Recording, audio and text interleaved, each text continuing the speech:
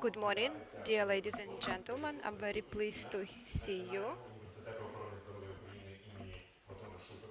in the National Healthcare University. Warm welcome on this beautiful autumn Kiev, and the most important, it's free and unbreakable Kiev. So let's greet each other and this applause in your honor. Good morning, Ukraine.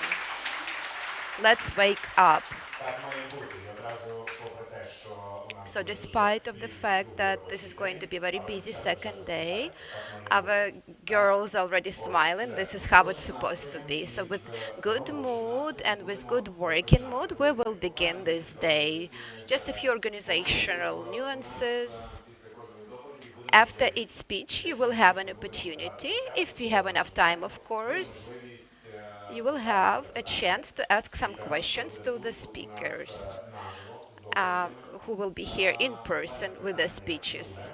So, all speeches that you will hear online today, we will ask them. You can ask your questions in the chat in Zoom, and if you have enough time, we will voice your questions and you will hear your answers. So, this is what I wanted to tell you before we start our work day. Let's begin. Dear friends, the first speech is about the challenges in prosthetic care caused by war in Ukraine. So the medical director of Protest Foundation, Yakov Gradinar, is taking the floor. Please.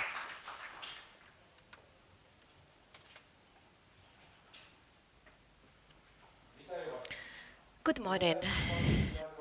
I'm Yakov Gradinar, and I left for the States 19 years ago, and when the war began, I was an orthopedic trauma surgeon. And when I went to the States, I studied and became a prosthetist. So when they asked me, why are you helping Ukraine? And how did you reach this point? I say, you don't need a lot of brain to understand, to put a few sentences together. A prosthetist, I speak Ukrainian, and Ukraine needs help in prosthetic care. So in 2022, when I was finding I was at home with my family, we started thinking, how can we help Ukraine?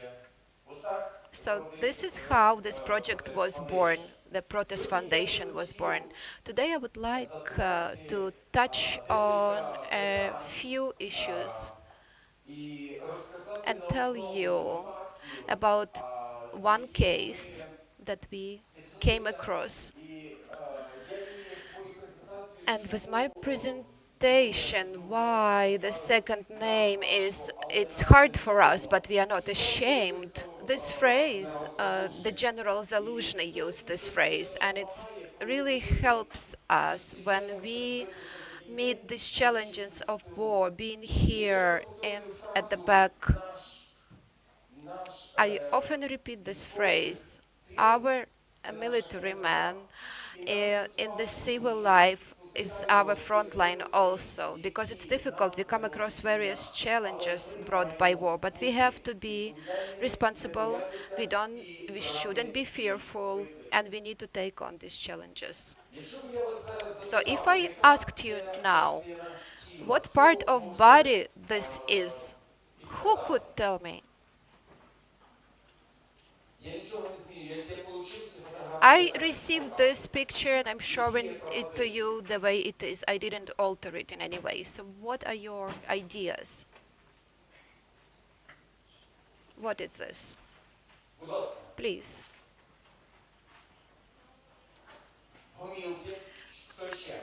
Calves, shins, bottoms, thighs, hand. Sometimes people would say a hand, fingers. So much damage there is. There are some pictures I have after the wounding happened. I can't show them to you.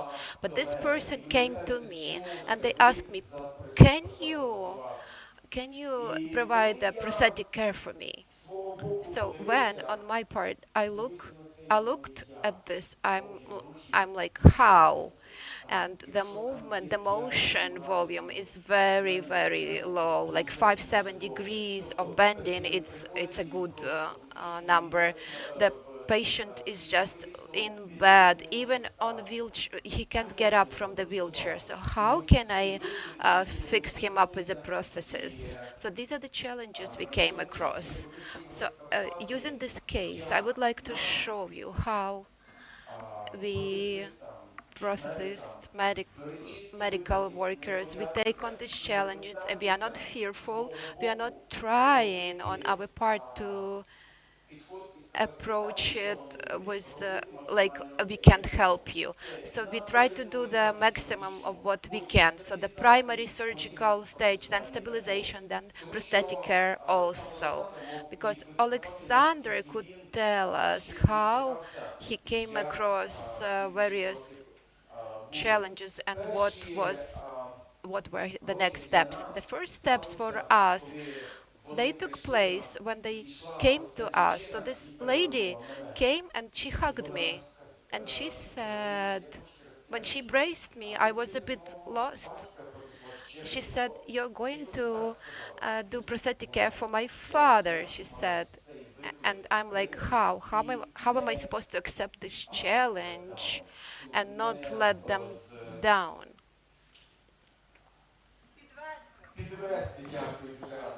So how not to let this child down? And also the wife. So it's really cool when you can see in the middle there's the donors in this picture, and uh, they decided to help us in this process. So this is how we started the process itself. The proth- this is when we take the patient to the United States and we moved forward and forward. So at first, we used only we put him up a little gradually, but the volume of hand was very, very, of the arm was very, very small. So the first video I would like to show you, and you will see in what condition we were stabilizing this patient. So I would like to ask you, when you're looking at this, so the let's see the patient here at the stage and his lady. We are, in 1 minute he will be here, and you will see in what difficult condition he is. It's really severe, and it's just general condition. We're here talking about how to stabilize this patient, and all these 128 surgeries that were performed, like many days spent in Fafania Hospital, many days in Shalimova hospital, surgical hospital. Please, the next video now. So when he came to me, you can see how motion is restricted in the thighs. This patient, this patient is just, he could hardly move his thighs. So you can see how uneven the soft tissue structure is. I use direct socket technology when we laminate it directly on the patient, and it's one of the most total complete contacts between the prosthetic limb and the stump. So it helped us to reach the maximum level of distribution of the leg during the load on the stump.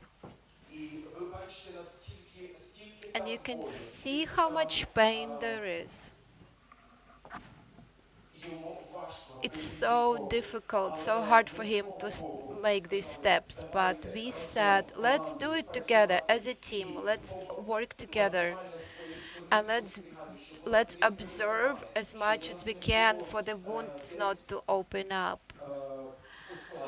for to eliminate any possibility of complications. And little by little, we started.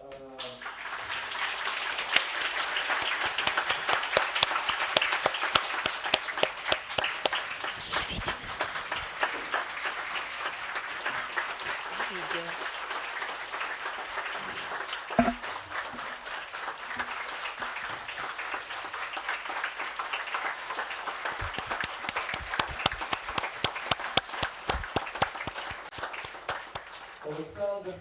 Alexander is our live hero. I'm so thankful to you. Dear Alexander, I would like to say thank you. We all thank you for your service. We thank you that you took on this challenge, and now we can do this lecture here. If it's not for you, not for your bravery and courage, we wouldn't be able to be so blessed to be here. Me, living in the United States, and my parents live in Zakarpattia region in Western Ukraine. Every time I come here, they tell me, if not for these guys, we wouldn't be able to live in our homes. So Eastern Ukraine seems so far, and Western Ukraine seems so far, but they feel your bravery, guys. Thank you so much for your service. But now, I would like to also point your attention to this lady, Julia. All the time when she left her child with the grandmother, she was next to him all the time, and she wasn't afraid of these challenges. She wasn't afraid to constantly be together with him, and with this discomfort, she didn't fear to take on this challenge. And I understand that she's also our hero. She wasn't scared to take on this challenge. Thank you so much, Julia.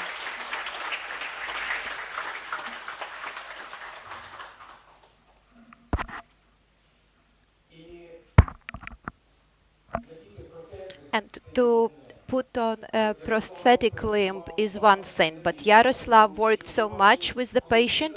You can see on the previous video how we had to work with this other pro- pr- prosthetic specialists and physiotherapists and occupational therapists. At each step, they were doing so much work. In Famfania Hospital, there was so much done together. We joined our efforts. It was a team approach. So, on my part, I would like to tell you that it's so important. Do you have a book that could describe it really? How to act in this on these occasions? What would be right? No, there is no book like that. So I would like to point your attention to the fact that the world is helping us. They're providing us some systemic knowledge, how to apply them, what to do. But tomorrow we will be sharing with the world what we have learned here today ourselves. So, dear students, I understand that today for us is the best time to do the scientific research. It's the best time to see what we can do in these difficult conditions, so that tomorrow we can standardize something tomorrow and we take on this challenge. There are no precedents like this in the world. Sometimes I approach surgeons, say, please help us, and they say, we have never seen anything like this before. Even in the States, I think in Iraq, 3,500 amputees, I think they had. But we have like maybe 10, 20 times more these numbers. We don't have official numbers yet, but I want you to pay special attention to this. Please, the next video.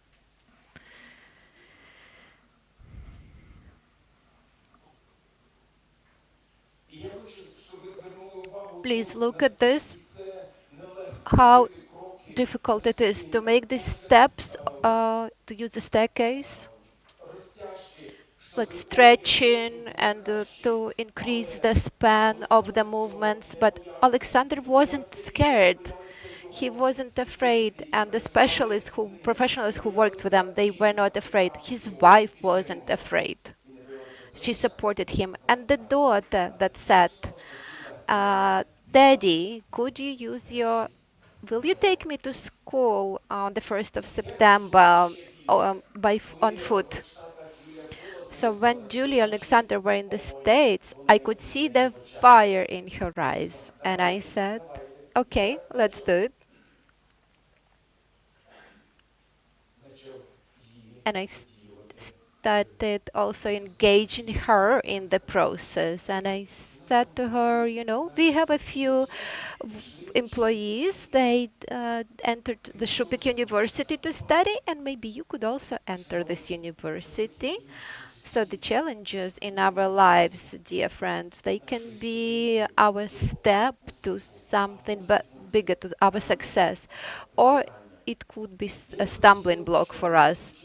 So I would like to show you the next video, and for Alexander to say a few words what it meant to him, every professional and he met, and all the support he got, and all the challenges that.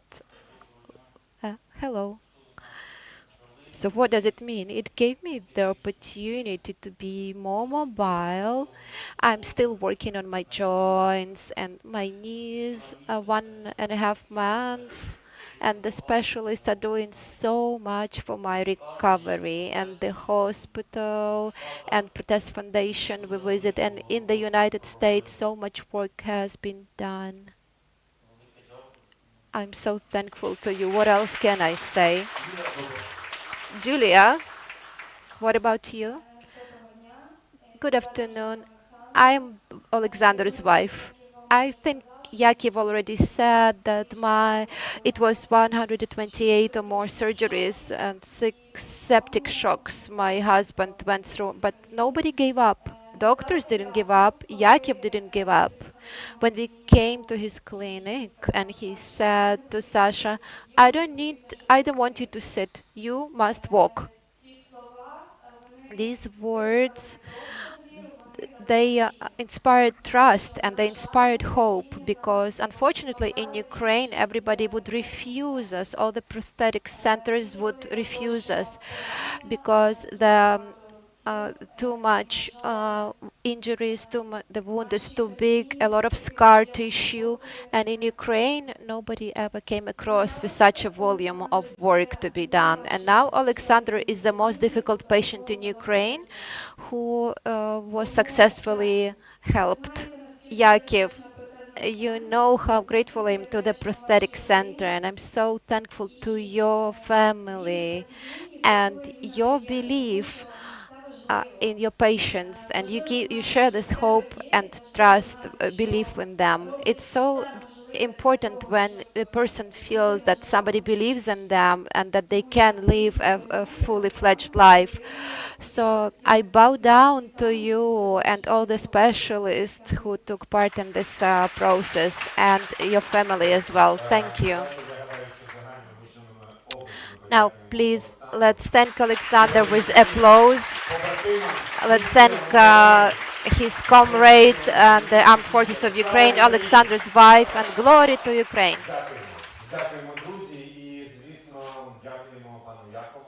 Thank you, friends, and Mr. Yakov, thank you so much for showing. So, dear, we have time for just one question to Mr. Yakov. If you have a question, please raise your hand. We have a mic here, and we will move on. Any questions? No questions, just gratitude for what you are doing for our men and women. Yakov Gradinar, thank you.